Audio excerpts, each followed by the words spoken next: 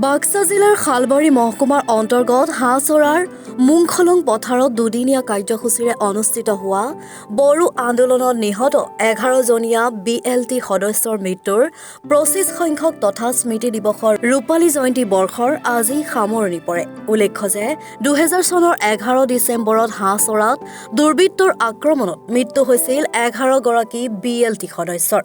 লগতে তেতিয়াৰে অবিভক্ত বৰপেটা জিলাৰ অন্তৰ্গত এলেকাত মুঠ 44গৰাকী BLT সদস্যৰ মৃত্যু হৈছিল।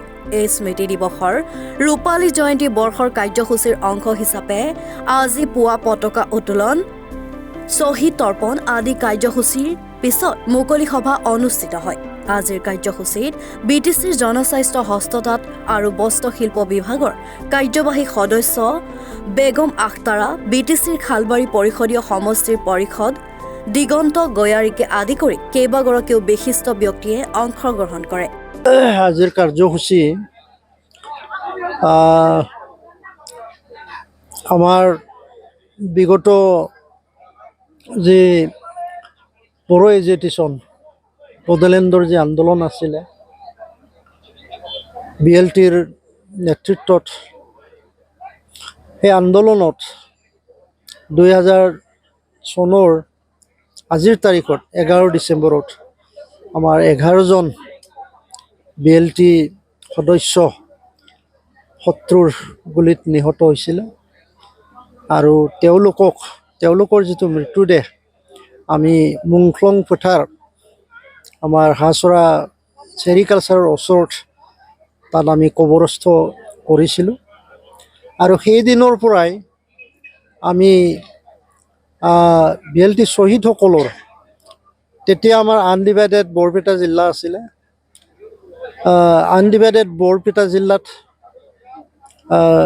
বিগত বড়োলেণ্ড আন্দোলনত BLT সদস্য সৰ্বমুঠ 46জন শ্বহীদ হৈছিলে।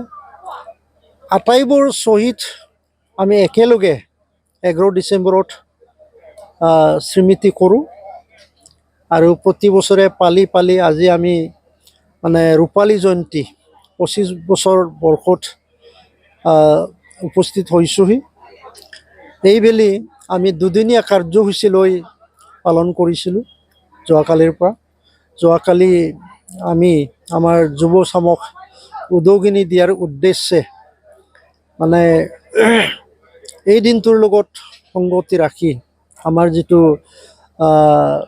মাৰ্টিয়াৰ্ছ সকলৰ যি ৰূপালী জয়ন্তী পালন তাৰ লগত সংগতি ৰাখি দুদিনীয়া কাৰ্যসূচী, যোৱাকালি আমি মাৰাথন ৰেচ ৰাতিপুৱা দিছিলোঁ। তাত আমাৰ 73জন ল'ৰা অংশগ্ৰহণ কৰিছিলে।